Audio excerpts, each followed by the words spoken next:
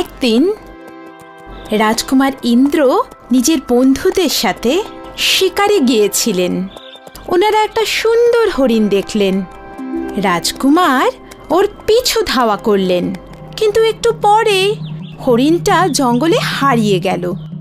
নিরাশ হয়ে রাজকুমার ইন্দ্র ফিরছিলেন, আর ঠিক তক্ষুনি উনি কিছু আওয়াজ শুনতে পেলেন।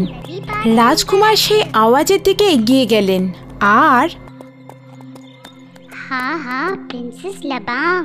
আশ্চর্য, এই পাখিগুলো কথা বলছে কিভাবে? আমি এক্ষুনি রাজকুমারী লবঙ্গর রাজ্য থেকে ফিরলাম।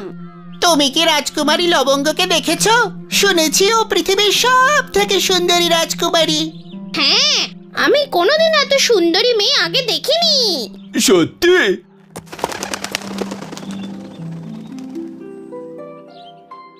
দাঁড়াও দাঁড়াও, আমাকে বলো, এই রাজকুমারী লবঙ্গ কোথায় থাকেন? ততক্ষণে সব পাখিরা উড়ে চলে গেল আর রাজকুমার নিরাশ হয়ে গেলেন। রাজকুমার ইন্দ্র নিজের রাজমহলে ফিরে এলেন।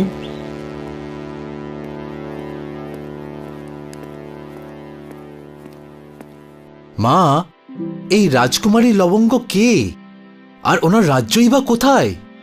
আমি জানি না, হয়তো রাজকুমারী লবঙ্গ বলে কেউ নেই। কিন্তু মা, আমি তো নিজের কানে শুনলাম কথা বলা পাখিদের কাছ থেকে। তুমি কি কথা বলা পাখির কথা বলছো?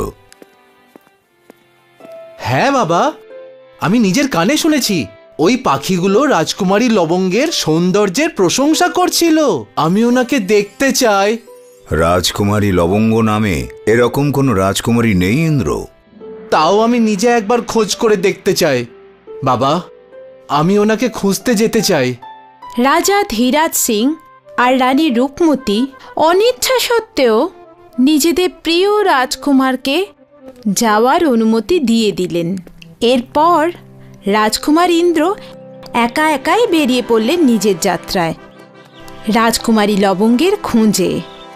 সারা দিন যেতে যেতে রাজকুমার ইন্দ্র ক্লান্ত হয়ে পড়লেন, আর উনি একটা নদীর তীরে বিশ্রাম করার কথা ভাবলেন।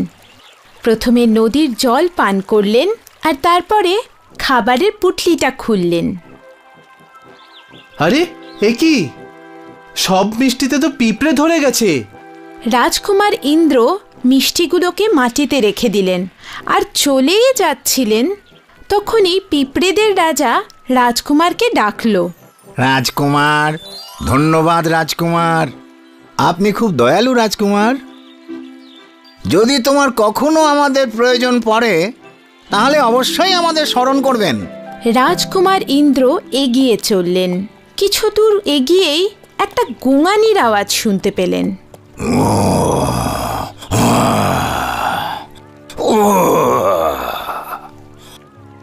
ওখানে একটা সিংহ যন্ত্রণায় কাতরাচ্ছিল।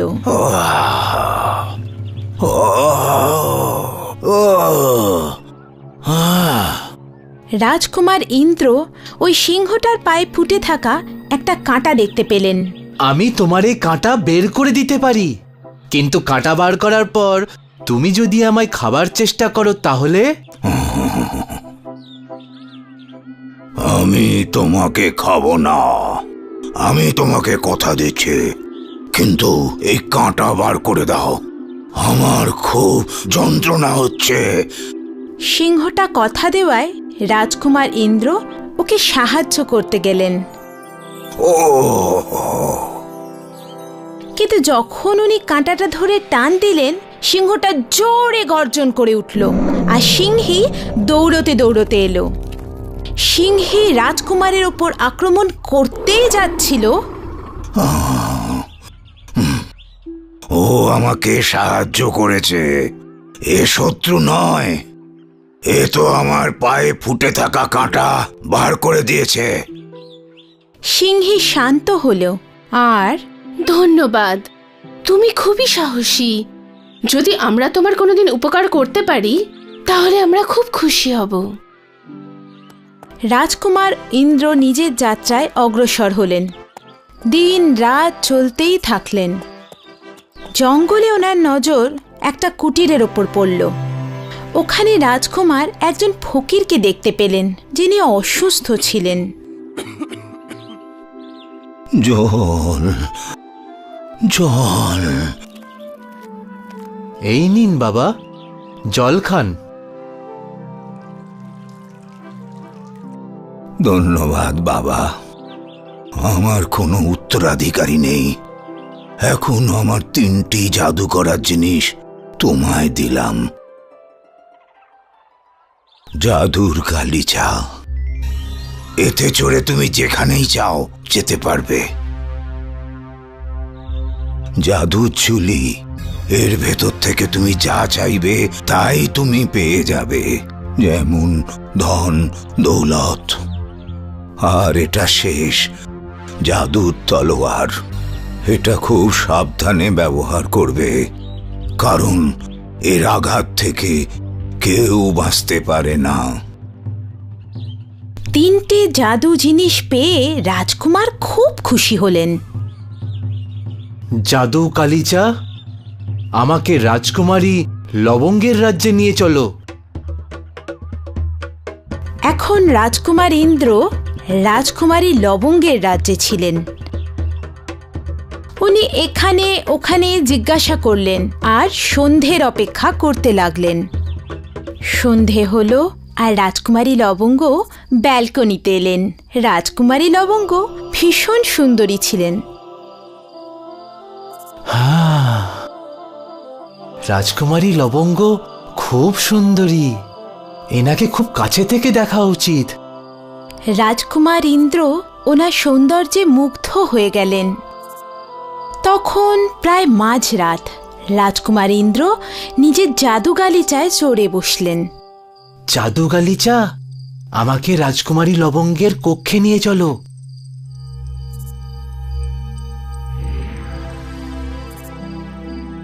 রাজকুমারী নিজের কক্ষে ঘুমোচ্ছিলেন।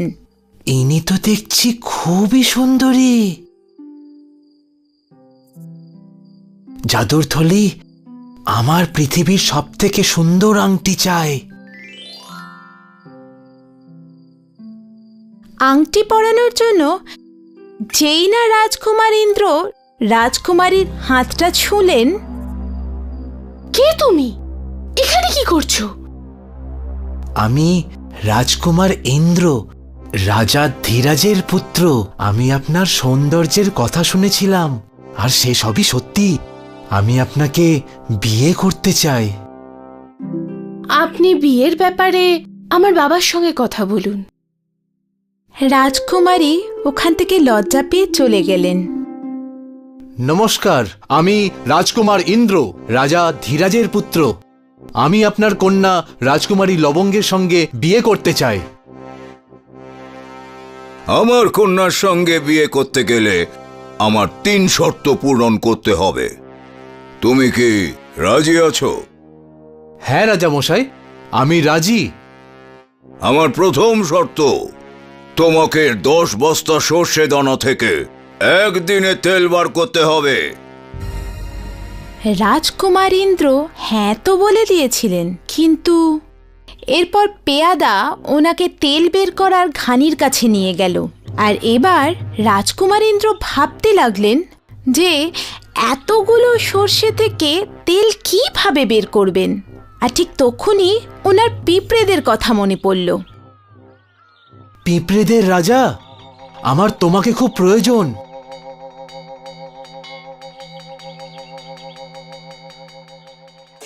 বলুন রাজকুমার, আমরা কি সাহায্য করতে পারি?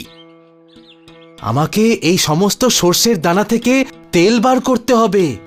এই কাজ আমরা করে দেব, আপনি বিশ্রাম করুন।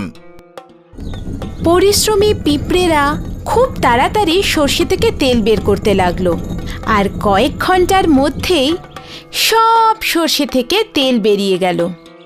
রাজকুমার ইন্দ্র খুব খুশি হলেন যে প্রথম শর্ত পূর্ণ হয়েছে। আমাদের রাজ্যের শেষে একটা গুহা আছে, ওখানে 2টো দৈত্য আছে। তোমাকে ওই 2টো দৈত্যকেই মারতে হবে, এটা আমার দ্বিতীয় শর্ত। রাজকুমার ইন্দ্র গুহার সামনে এসে পৌঁছলেন আর উনি ভয়ঙ্কর সব আওয়াজ শুনতে পেলেন। আর ঠিক তখনই ওনার সিংহ আর সিংহীর কথা মনে পড়ল। সিংহ আর সিংহী, আমার তোমাদের সাহায্যের প্রয়োজন।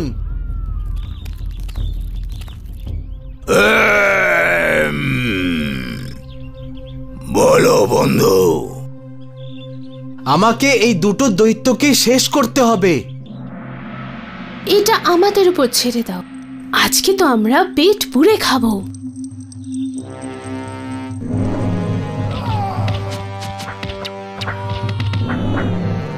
সিংহ আর সিংহী দৈত্যদের মেরে ফেলল, আর দ্বিতীয় শর্ত পূরণ হয়ে গেল। আমার তৃতীয় আর শেষ শর্ত, এই যে গাছ দেখছো, এটা খুব বেশি হলে দুটো আঘাতে কাটতে হবে। এবার রাজকুমারের ফকিরের কথা মনে পড়ল, আর রাজকুমার জাদু তলোয়ার বের করলেন, যার এক আঘাতেই গাছ দু টুকরো হয়ে গেল। খুব ভালো, তুমি রাজকুমারী লবঙ্গকে জিতে নিয়েছো। রাজকুমার ইন্দ্র আর রাজকুমারী লবঙ্গের বিয়ে খুব ধুমধাম করে হলো। আর এখন রাজকুমার ইন্দ্র রাজকুমারী লবঙ্গের সাথে সাথে ওই রাজ্যটাকেও জিতে নিলেন, আর উনি রাজা হয়ে গেলেন। আর রাজা ইন্দ্র সব সময় ওনার প্রজাদের খুশি রাখতেন।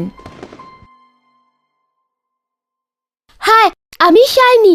যদি তোমরা আমাকে এভাবেই দেখতে চাও তাহলে এই ভিডিওটাকে অবশ্যই শেয়ার করো, আর হ্যাঁ, এই চ্যানেলটাকে সাবস্ক্রাইব করতে ভুলো না কিন্তু।